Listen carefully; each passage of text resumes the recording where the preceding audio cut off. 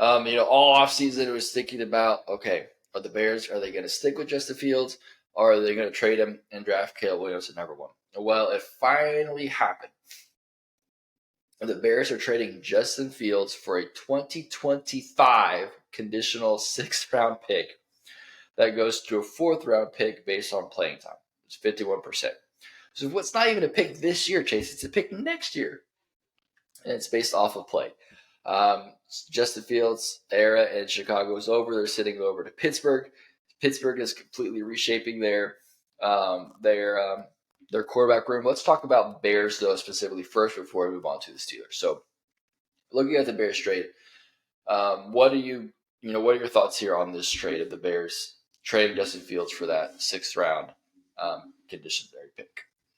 Yeah, man, they really bamboozled all of us, right? They thought they right at the end they thought Justin Fields was their guy, and then once it was clear that he wasn't their guy, it was reported that he was a second round, a first round. They're looking right, maybe a second and a third round pick, right? And then it turns out that it's a 6-year next year, right? The Justin Fields really had zero interest, and it was because they knew that they wanted to get off of him, and it was just a 1-year rental, right? He's played his 3 years. He's got one more year on his contract, and then the team that trades for him cannot use his 5th-year option. So it was really, really not the value that Chicago media told us it was, right?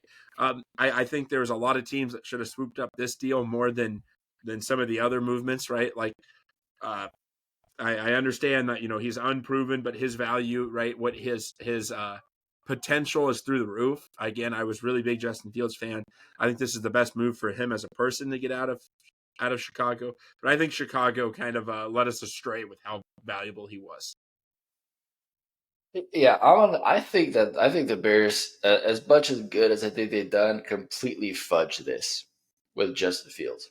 I mean, just completely. And there's a couple reports here I want to give you. So from ESPN's Courtney Cronin, she said, "quote The Bears had an additional offer with stronger draft capital from a team with an established starter, but chose to send Fields to Pittsburgh with the hope of putting the 25-year-old in a position to continue his development." And then Ian Rappaport said, "quote Important note on the Justin Fields trade. At least 4 additional teams inquired about trading for Fields, but Fields' representation asked for him not to be traded there.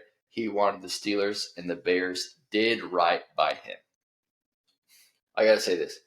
I hate that term, did right by him. I'm going to be honest. The Bears don't owe Justin Fields diddly squat. Like, you could say, yes, they didn't put him in the best position to succeed, yada, yada, yada. That's true. But at the same time, the Justin Fields didn't really give you much to say, listen, don't trade me, stick with me, right? That's true as well. And so, and my mind is you have to do what's best for your team and your franchise. I mean, we're in like a bajillion dollar industry, right? And that's based on winning games and winning Super Bowls. So you have to do, and it wasn't like he was there. It wasn't like, he had won you anything, or he was there for 10 years, right? And you wanted to do right by him. He was there for 3 years and he barely played. He went 10-28. 10-28. You don't owe him anything.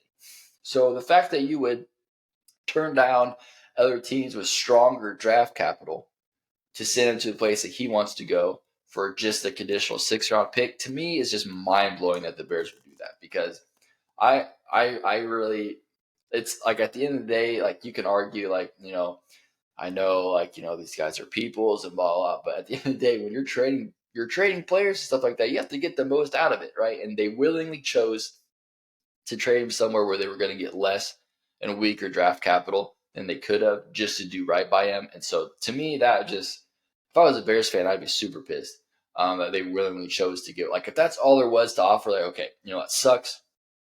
That's all there was to offer. But the fact that they willingly chose to take weaker draft capital just to do right by him, yeah, I'm out on that hardcore.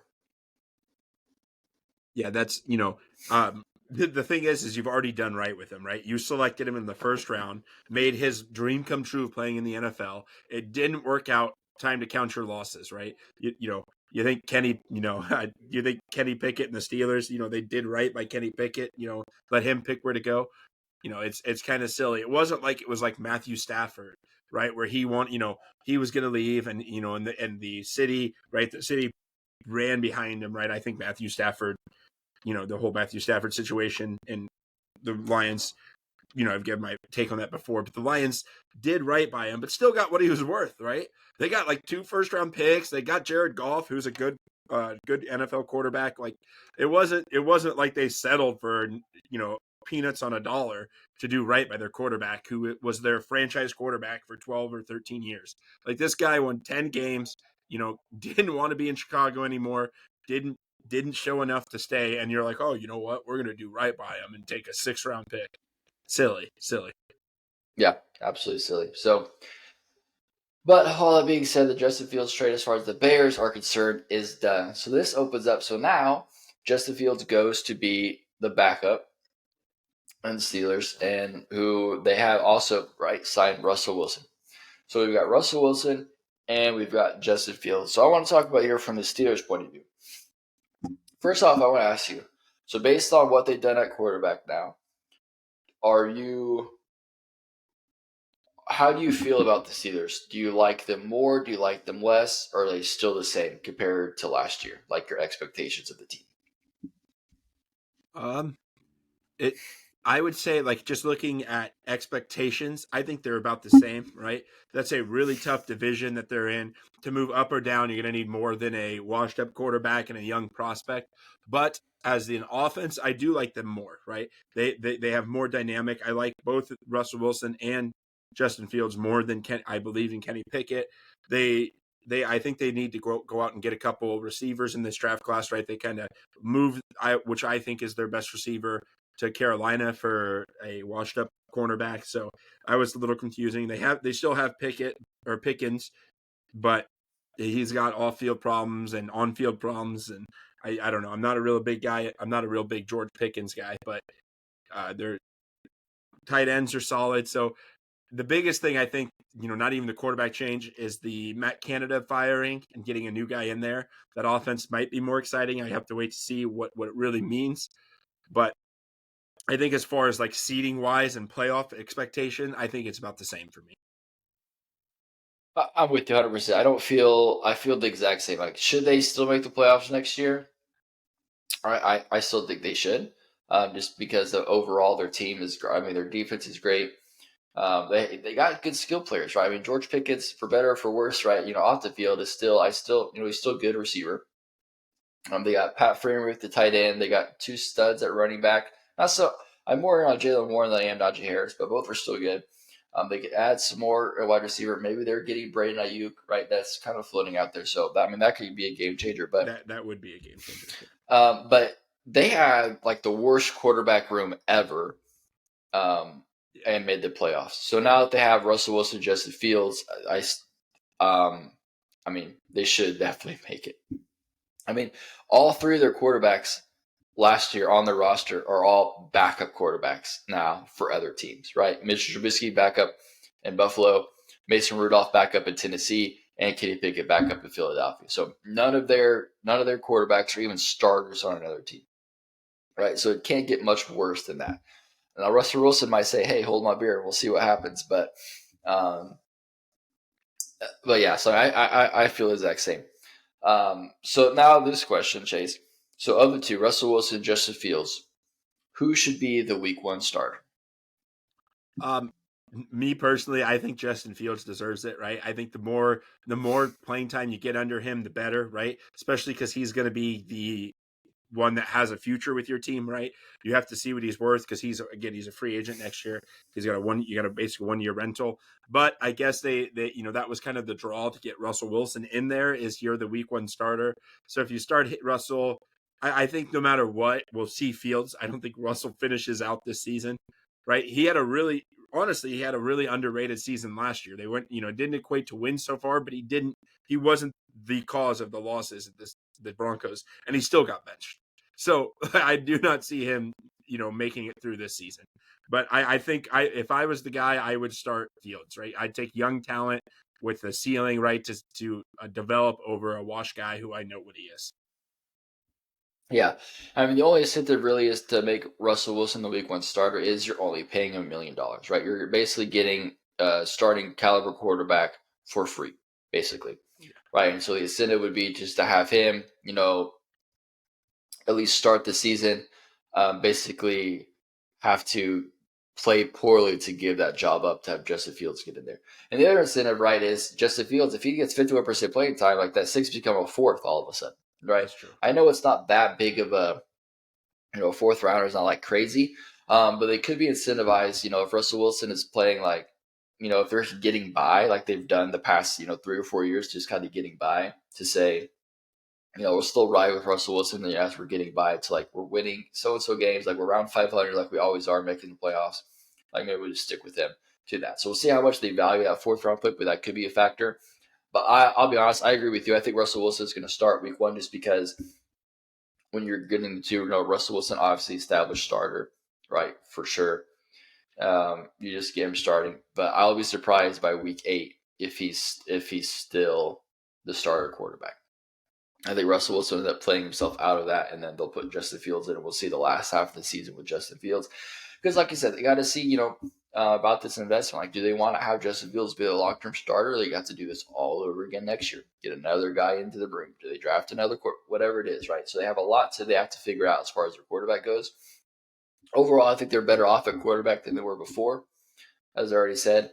But honestly, with Russell Wilson and Justin Fields, to me, they're like the exact same person. And their stats the last 2 years basically confirm that. Huh.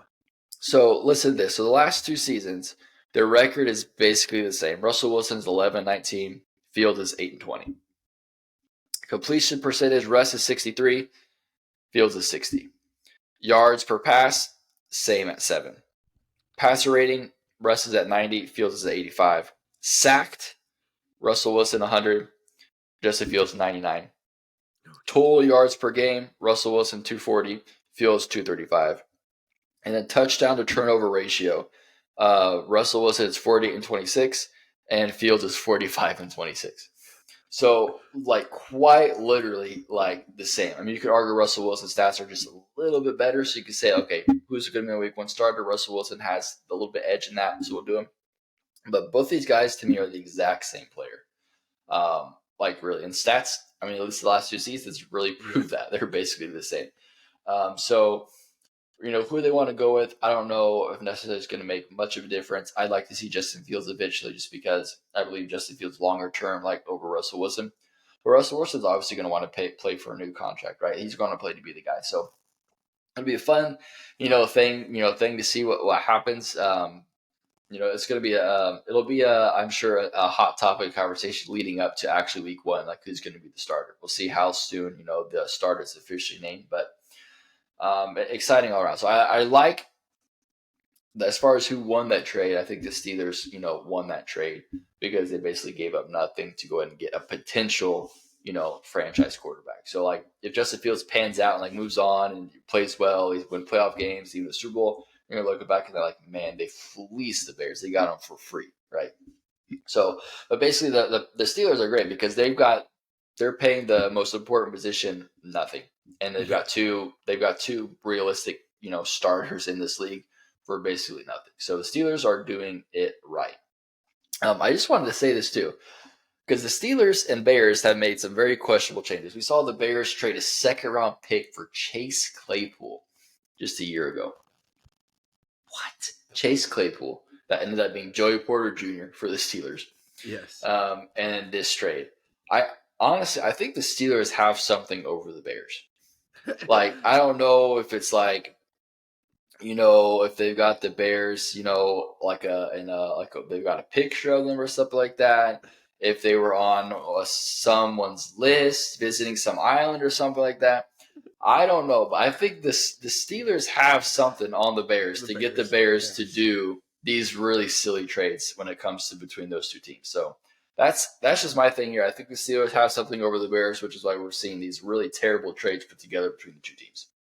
Yeah, that's kind of funny. I didn't think about that, right? Because the Chase Claypool, I think that'll be a very down the line we'll look back and talk about how bad the Bears messed that up, because that wasn't just a second round pick. That was pick 32. That was right. The Dolphins get striped at their first round pick 32, basically a first round pick. One of our favorite corners in that past draft, Joey Porter Jr., comes perfect fit for the Steelers, right? They run away with it. This time you get Justin Fields, which I believe still has potential to be a franchise quarterback, sitting behind the guy who I thought he could be, right? Coming out of college, his draft comp for me was Russell Wilson.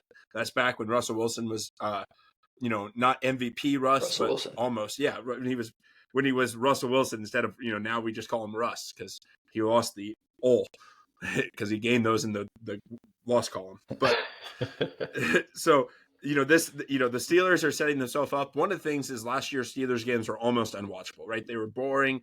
They're real defensive nose. This year, you're going to have something to watch, because it's either Russell Wilson out there with throwing darts or not getting sacked, or you have Justin Fields, Justin Fields was fun to watch on the Bears when they were losing a lot of the times, right? He's just a fun player to watch. So it's very exciting to watch games for the Steelers next year, and that'll be a little different from what they're used to. Yeah, absolutely. Well, let us know in the comments your thoughts here on the Justin Fields trade to the Steelers. Who won that trade? Who should start for the Steelers? And what the Bears should do with that pick number 1 to replace Justin Fields.